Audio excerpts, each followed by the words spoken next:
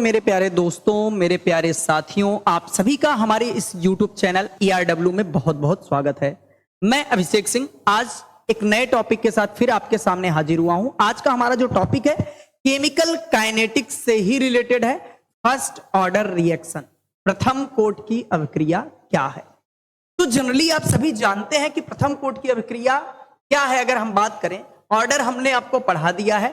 तो ऐसी रासायनिक अभिक्रियाएं जिनका अभिक्रिया वेग किसी एक अभिकारक की सांद्रता के प्रथम घात पर निर्भर करता हो, उसे हम क्या बोलते हैं, प्रथम कोट।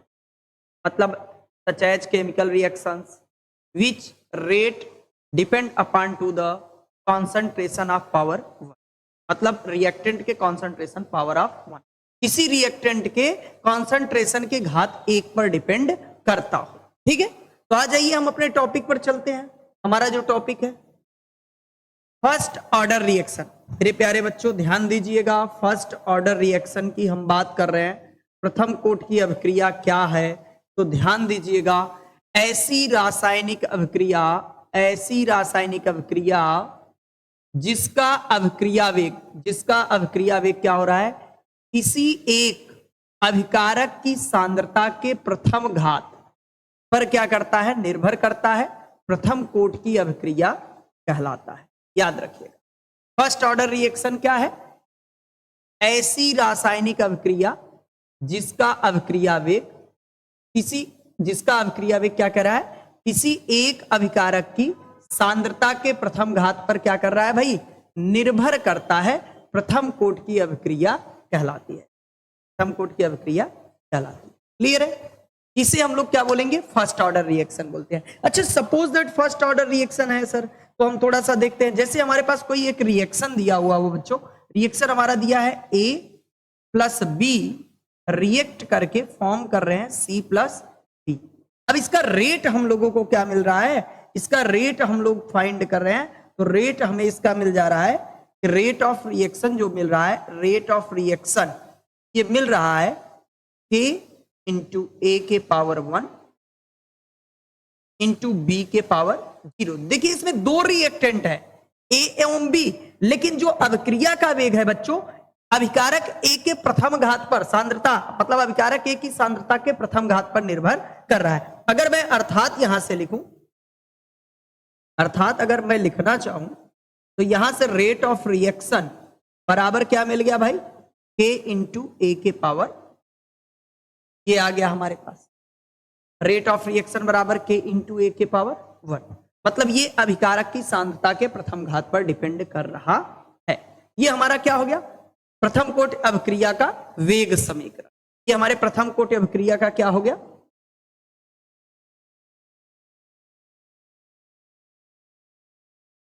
प्रथम कोटि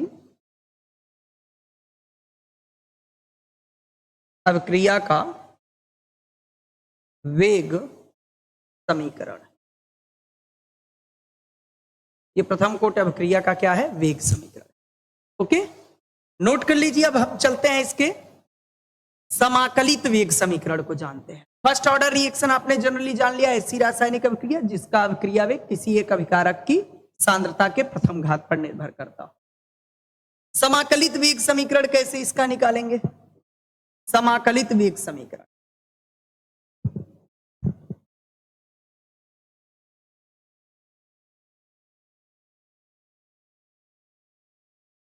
प्रथम कोटि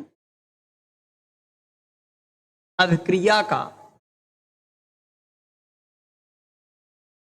समाकलित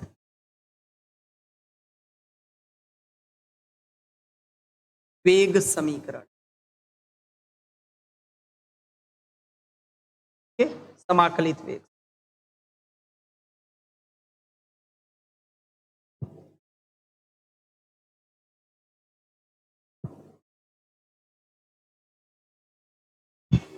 आ जाइए। समाकलित वेग समीकरण प्रथम कोट अभिक्रिया। रिएक्शन हम लोगों ने क्या लिया था,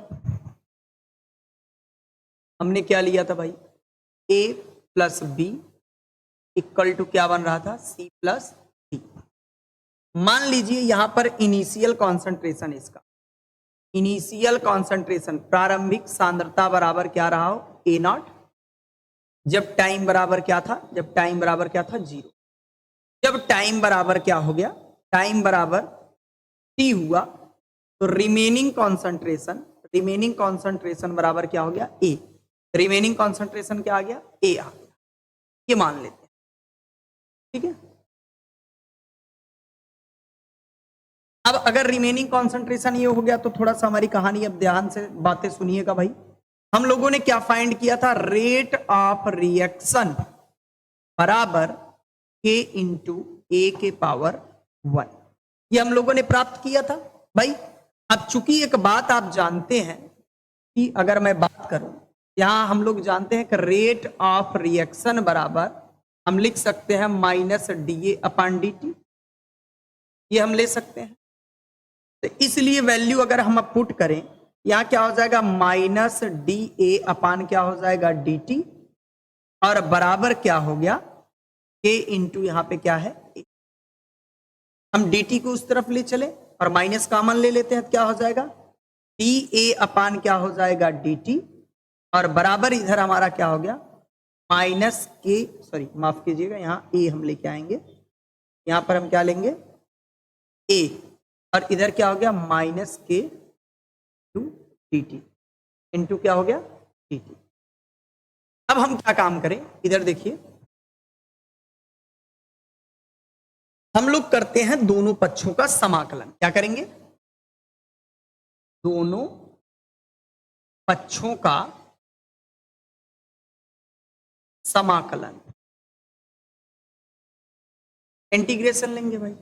इंटीग्रेशन लेंगे किसका, डी ए अपान ए का, और इधर हो जाएगा माइनस के डी टी का। हम लिमिट ले लेंगे भाई, लिमिट हमारे पास उपलब्ध है, तो लिमिट हम लोग क्या लेके जाएंगे, यहां ले लिए ए नॉट से ए, और इधर ले लिए 0 से टी। अब एक बात आप जानते हैं, आप लोगों ने पढ़ा होगा, यहां मैं लिख दे रहा हूं, क्योंकि डी एक्स अपान एक्स का इंटीग्रेशन लॉग बेस ई एक्स होता है, ये इंटीग्रेशन होता है किसका, डी एक्स अपान एक्स का। तो यहां पर हमारा इंटीग्रेशन जब हम लोगों ने किया तो क्या हो जाएगा भाई, यहां पे हो जाएगा, इसका आ जाएगा लॉग बेस ई, यहां पे क्या हो जाएगा ए, और ब्रैकेट आप लगाएंगे, ए नॉट से क्या हो जाएगा, ए नॉट से क्या हो जाएगा, ए, और बराबर इधर माइनस क्या आ गया, के, ब्रैकेट में टी, इंटीग्रेशन लेने पर, और ये क्या हो गया, टी। जब इसे सॉल्व करेंगे तो हमारा आ जाएगा log base e a minus log base e a not बराबर minus k into T, minus k into T. Log base e ए बराबर क्या हो जाएगा, ए बराबर क्या हो जाएगा, log base e a not minus क्या हो जाएगा, के इंटू टी। एक तो ए हमारा आ गया इस तरीके का इक्वेशन। दूसरा ध्यान दीजिएगा, यहां अगर मैं आपको बताऊं, क्योंकि लॉग बेस ई बराबर क्या होता है, 2.303 लॉग बेस,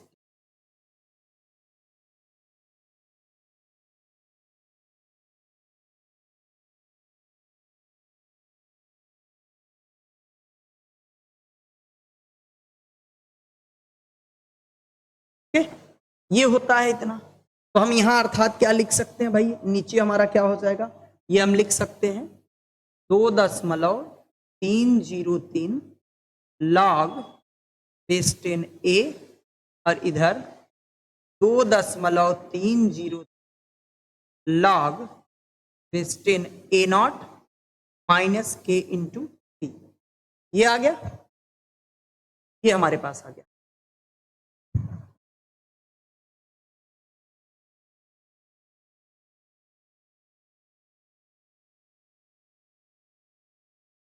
इतना नोट कीजिए आप, फिर आगे हम चलते हैं। ये हम क्या किए हैं, प्रथम कोटि अभिक्रिया का समाकलित वेग समीकरण निकाल रहे हैं। ओके, हो गया, आगे चलें, आ जाइए। ये दोनों जो ब्रैकेट में मैंने लिखा इंपॉर्टेंट फार्मूले हैं, याद रखिएगा। आगे आ जाइए,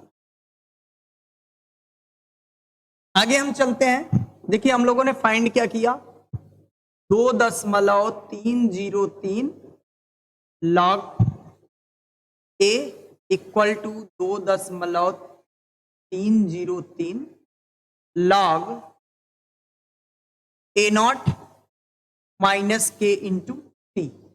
हम क्या काम करें, इनके दोनों पक्षों में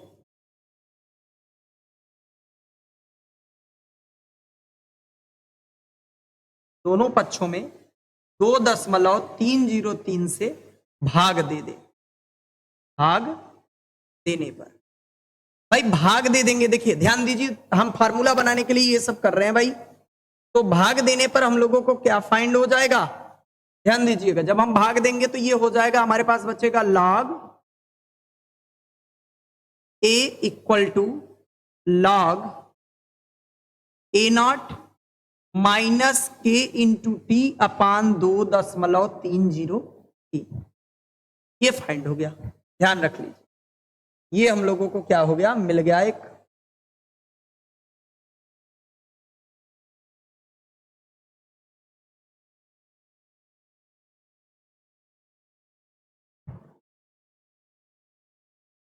ये देखिए,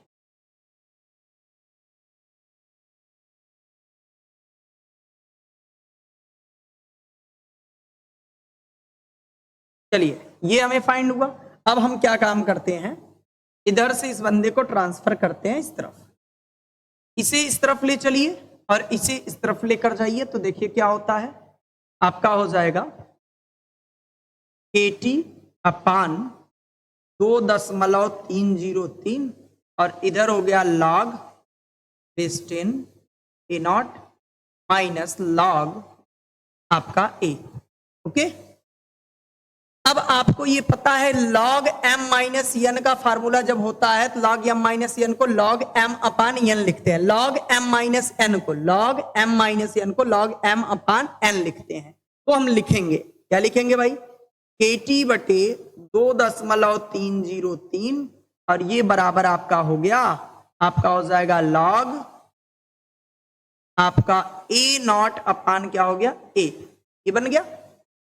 अब यहां से अगर हम ट्रांसफर करें 2.303 को उधर ले चलो के को, तो ये टी बराबर 2.303 बटे के लॉग अपान ए नॉट अपान ए।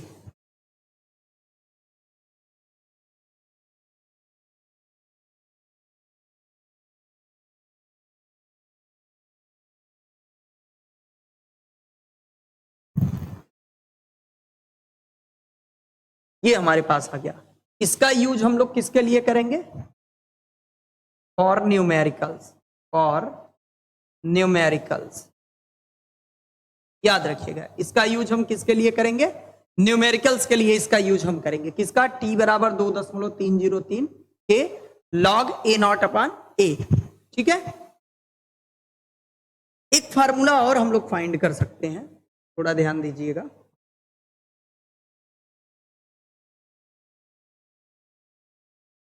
हम लोगों ने पाया क्या था, log base e a minus log e a not equal to क्या था, माइनस ए इंटू टी। ये था। अब यहां से अगर हम इसे लिखना चाहें तो ऐसे लिख सकते हैं, log e A upon A not बराबर minus k into T. Log को अगर उस तरफ ले जाएंगे तो क्या हो जाएगा, ए अपान ए नॉट इक्वल टू लॉग उस तरफ जाएगा तो ई एक्सपोनेंशियल के टी। ये बन गया। अब यहां से भाई हम ए नॉट को इस तरफ ले गए तो ए बराबर क्या आ गया, ए नॉट एक्सपोनेंशियल के टी। नया फार्मूला देख लीजिए भाई, फर्स्ट ऑर्डर रिएक्शन का, फर्स्ट ऑर्डर रिएक्शन का एक नया फार्मूला पेश हो गया। ठीक है, एक नया फार्मूला पेश हो गया, तो आप नोट कर सकते हैं, देख लीजिए। तो यही हमारा ये वाला जो हमारा फार्मूला फाइंड हुआ, ये हमारा क्या हो गया, समाकलित वेग समीकरण। यही हमारा क्या हो गया, समाकलित वेग समीकरण, या यही बोल सकते हो ये हमारा क्या है, इसी को हम क्या बोलेंगे, प्रथम कोटि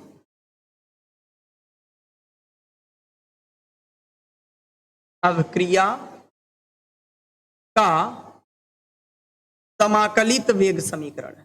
समाकलित वेग समीकरण नोट कर लीजिए भाई। ये फर्स्ट ऑर्डर रिएक्शन हमारा कंप्लीट, फर्स्ट ऑर्डर रिएक्शन के जितने फार्मूले हैं न्यूमेरिकल्स के लिए अनदर है, सब हमने ब्रैकेट में कर दिया है, आप सभी नोट कर सकते हैं, आप सभी नोट कर सकते हैं। इसमें हम न्यूमेरिकल सॉल्व करेंगे, ये हमारे नेचुरल हो गए। फिर पीछे आके थोड़ा सा हम देख लें, इधर दो और हमने फाइंड किए हैं, इन्हें भी आप नोट करके चलेंगे, इन पे ग्राफ प्लॉट हम करेंगे।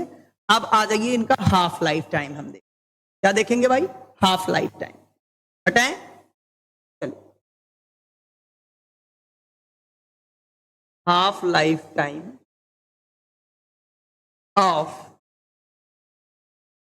First order reaction, first order reaction का अर्धायुकाल।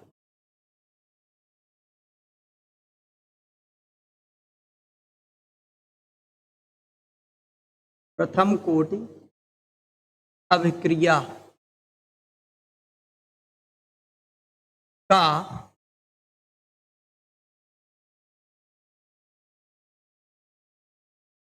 अर्ध आयुकाल, फर्स्ट ऑर्डर रिएक्शन का हाफ लाइफ टाइम। ओके, चलिए यदि हमारा क्या हो भाई, T इक्वल टू क्या हो, T हाफ हो, और A बराबर मतलब शेष बची सांद्रता क्या हो, A नॉट बाई 2। हमारे पास फार्मूला क्या दिया है, फार्मूला हम लोग लगाते थे T बराबर 2.303 बटे क्या है K, बटे क्या है भाई K, और यहां क्या हो गया आपका log A नॉट अपान आपका क्या हो गया A। अब यहां पे वैल्यू हम रख लेते हैं, वैल्यू किसकी रखेंगे भाई, वैल्यू रख देते हैं T के जगह पे हमने क्या रख दिया, T हाफ बराबर 2.303 बटे K, यहां हो गया log A नॉट और क्या हो गया A नॉट बटे 2, A नॉट बटे 2 हो गया। तो भाई ये कहां जाएगा, ये देखिए 2 कहां चला जाएगा ऊपर, तो हमारा क्या बन जाएगा T हाफ बराबर 2.303 बटे K, और आपका ये क्या हो जाएगा log 2A नॉट बटे क्या हो गया A नॉट। तो आप थोड़ा ध्यान दीजिए, ये भाई A नॉट से A नॉट क्या हो गया कैंसिल, A नॉट से A नॉट क्या हो गया कैंसिल हो गया, A नॉट से A नॉट हमारा क्या हो गया कैंसिल। इधर आया क्या, थोड़ा सा देख लीजिए, अब हमारे पास आ क्या गया, आ क्या गया T हाफ इक्वल टू 2.303 और बटे क्या हो गया K, और इधर हो गया log 2, और log 2 का मान आपको पता है मेरे प्यारे बच्चों क्या होता है, log 2 का मान क्या होता है 0.3010 बटे क्या हो गया K, बटे क्या हो गया K। अब यहां वैल्यू क्या आ गया, T हाफ बराबर, T हाफ बराबर हमें क्या मिल गया, जब मल्टीप्लाई करेंगे 0.69 आपका क्या आ जाएगा 693 पान क्या हो गया K, ये आ गया, ये आ गया क्या भाई T हाफ अर्धायुकाल। अब आप क्या लिख सकते हैं भाई अर्धायुकाल, प्रथम कोटि अभिक्रिया का जो होगा समाकलित वेग समीकरण से हम लोगों ने क्या क्या फार्मूला फाइंड किया, 2.303 अपान K आपका log बेस A नॉट अपान क्या हो गया A, और दूसरा T हाफ बराबर हम लोगों ने क्या फाइंड किया 0.693 बटे क्या के, बटे क्या फाइंड किया,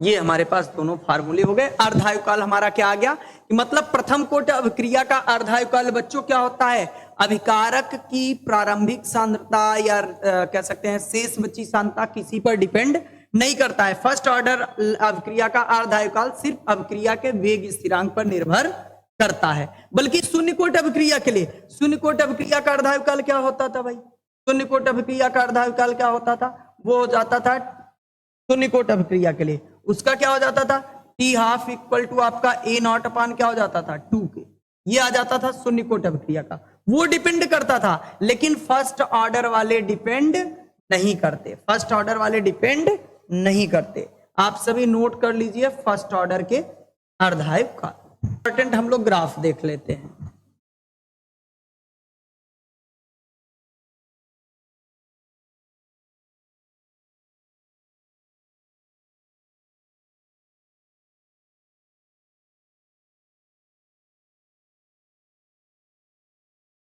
Some important graph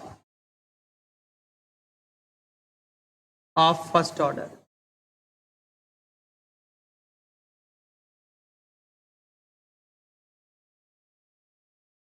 first order reaction, first order reaction के कुछ इंपॉर्टेंट ग्राफ। पहला ग्राफ हम लोग बना रहे हैं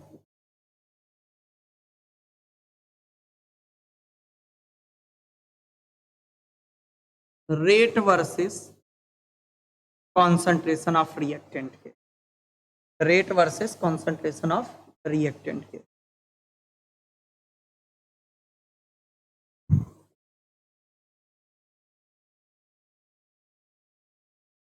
चलिए इसके लिए ग्राफ हमारा कैसा बनने वाला है, आ जाइए देखते हैं।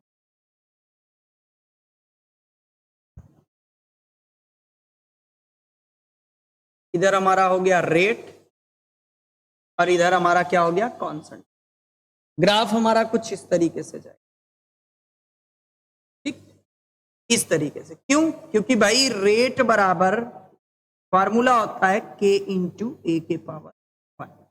ये देख लीजिए, ये हमारा फार्मूला है। मतलब यहां पे रेट क्या है, ए के क्या है समानुपाती है, कॉन्सेंट्रेशन के क्या है डायरेक्टली प्रोपोर्शनल है। तो कॉन्सेंट्रेशन जैसे जैसे बढ़ेगा वैसे वैसे क्या होगा, रेट भी बढ़ेगा। समझ में आया, ये पहला ग्राफ। दूसरा ग्राफ आइए,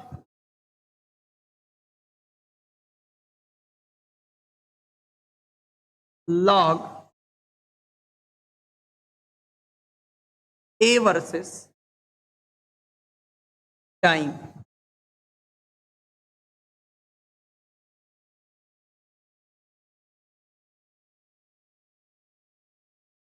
ठीक, के लिए ग्राफ आ जाइए। तो इसके लिए भी जब ग्राफ हम बनाएंगे, वही ग्राफ देखिए कैसा जा। इसके लिए फार्मूला क्या हम लोगों ने फाइंड किया था, इधर देखिए, इधर हम लिखेंगे लॉग ए और इधर हमारा क्या हो गया टाइम। ठीक, तो फार्मूला हम लोगों ने क्या फाइंड किया था आपका, log a equal to log a not minus KT upon 2.303। ये माइनस था तो स्लोप कैसा आने वाला है, कुछ इस तरीके से। तो हमारा इंटरसेप्ट जो होगा, कटान बिंदु हमारा क्या आएगा यहाँ पे, क्या आ जाएगा लॉग ए नॉट, और ढाल क्या आ जाएगा का स्लोप की अगर बात करें k बटे 2.30। ये दूसरा ग्राफ हमारा बन गया। किसके लिए, फर्स्ट ऑर्डर रिएक्शन के लिए, फर्स्ट ऑर्डर रिएक्शन के लिए हमारा दूसरा ग्राफ।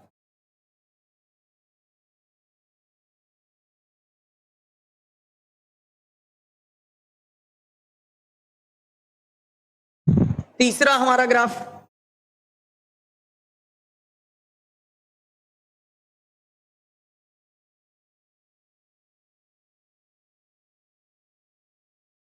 रेट वर्सेस क्या हो जाएगा, time.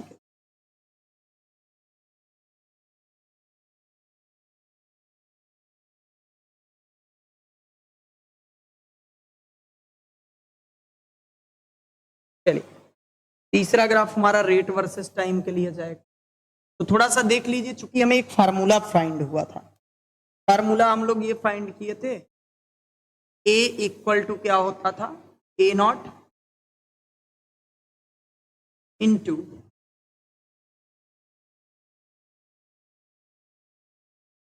Exponential minus A into T. ये हम लोगों ने एक फार्मूला फाइंड किया था, याद होगा, अभी थोड़ी देर पहले हम लोगों ने ये फार्मूला फाइंड। तो चूंकि हम एक बात और जानते हैं यहां से, रेट बराबर क्या होता है, रेट बराबर होता है के इंटू ए। तो ए के बेस पे इसे अगर रखेंगे तो रेट बराबर क्या हो जाएगा, रेट बराबर हो जाएगा के into A naught into exponential के टी। ये हमारा बन जाएगा कि नहीं। तो रेट वर्सेस टाइम मिल गया। अब ग्राफ कैसा होने वाला, इधर हमारा टाइम और इधर हमारा क्या आ गया भाई, रेट। तो हमारा ग्राफ कुछ इस तरीके से, हमारा ग्राफ कुछ इस तरीके।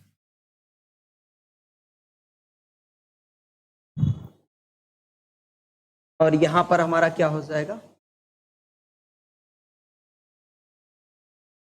ए into A naught, A into A naught. ये हमारा ग्राफ बन, नोट कर लीजिए 3 ग्राफ।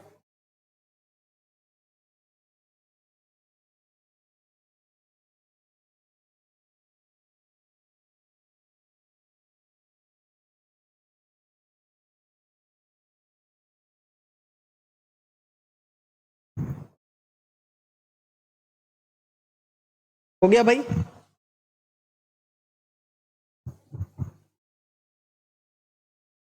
एक और भी हम देख लेते हैं ग्राफ, आ जाइए।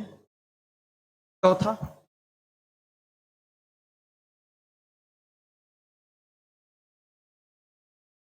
Remaining concentration versus time, remaining concentration versus time के लिए, रिमेनिंग कॉन्सेंट्रेशन वर्सेस टाइम। तो हमारे पास फार्मूला अभी हम लोगों ने देखा है, ए बराबर क्या होता है, A naught into exponential A T. तो ग्राफ कैसा जाने वाला भाई, इधर ए, इधर क्या हो गया टी। तो ग्राफ इस तरह, यहां पे हमारा क्या आ जाएगा, ए नॉट। क्या आ जाएगा भाई, ए नॉट।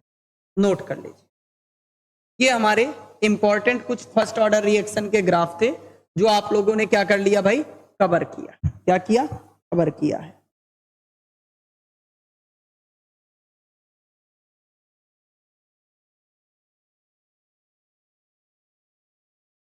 हो गया। चलिए आ जाइए, कुछ फर्स्ट ऑर्डर रिएक्शन के हम क्या लिख लेते हैं, example. Example for first order reaction.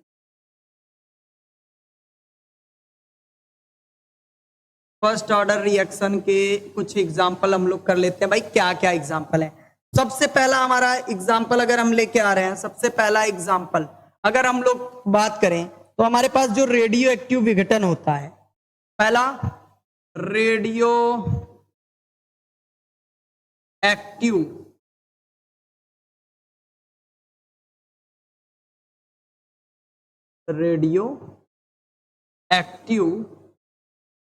विघटन, रेडियो एक्टिव विघटन जो है, ठीक है, ये हमारा फर्स्ट ऑर्डर रिएक्शन था। मतलब रेडियो एक्टिव जो डिकाय होते हैं वो फर्स्ट ऑर्डर रिएक्शन के अंतर्गत आता है। दूसरा अगर हम बात करें, जितने भी ग्रोथ बैक्टीरिया का ग्रोथ कह सकते हो,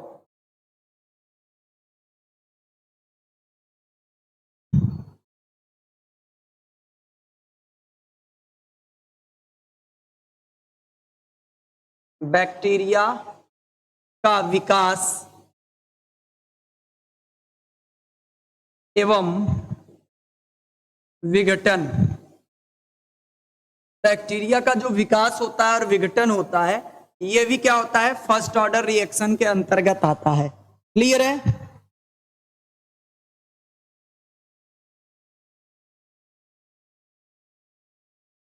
अगला आप लिख सकते हो,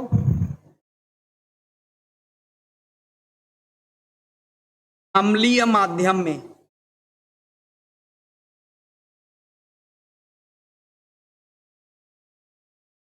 सुक्रोज का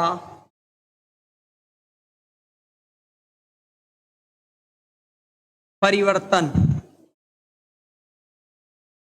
सुक्रोज का हम क्या करेंगे, जो परिवर्तन करते हैं, ये भी हमारा क्या हो जाता है भाई, ये भी हमारा किस में आ जाता है, फर्स्ट ऑर्डर रिएक्शन में आ जाता है। जैसे हमारे पास सुक्रोज है, सुक्रोज हमारे पास क्या है, C12H2211। इसका जब अम्लीय जल अपघटन हम लोग कराते हैं, अम्लीय जल अपघटन कराते हैं, ये C6H12O6 प्लस C6H12O6 एक कंपोनेंट बन जाता है ग्लूकोज और दूसरा क्या बन जाता है, फ्रक्टोज में परिवर्तित हो जाता है। तो ये कुछ हमारे फर्स्ट ऑर्डर रिएक्शन है जिसे हम लोग बोलते हैं। ठीक है, एक और भी लिख सकते हो,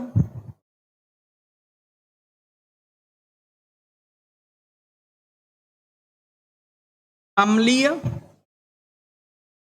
माध्यम में एस्टर का जलयोजन, एस्टर का जलयोजन। जैसे हमारे पास क्या हो गया, एक एस्टर हमने लिया CH3COO2H5, मतलब एथिल एसीटेट ले लिया हमने। ठीक है, एथिल एसीटेट ले लिया, या जिसे आप क्या बोलते हो, एथिल एथेनोएट आप बोल लो। एथिल एथेनोएट का हम जल अपघटन कराएंगे, जलयोजन कराएंगे एसिडिक मीडियम में, यह बन जाएगा एसिटिक अम्ल प्लस एथिल एल्कोहल। ये भी रिएक्शन हमारा क्या कहलाता है, फर्स्ट ऑर्डर रिएक्शन कहलाता है दोस्तों। तो ये प्रथम कोट की अभिक्रिया कंप्लीट हुई। फर्स्ट ऑर्डर रिएक्शन में हमने जाना, फर्स्ट ऑर्डर रिएक्शन किसे कहते हैं, इसका समाकलित वेग समीकरण क्या होता है, और जीरो मतलब इसका अर्धायु काल क्या होता है, इसके कुछ इंपॉर्टेंट ग्राफ। अब आज की क्लास में बस इतना ही। नेक्स्ट क्लास में मिलेंगे हम इस चैप्टर के केमिकल काइनेटिक्स के न्यूमेरिकल के साथ, जो आपके नीट या जेई से रिलेटिव है, जो एग्जाम में पूछे जाते हैं। तब तक के लिए आप सभी को धन्यवाद। जय हिंद। बने रहिए हमारे चैनल के साथ।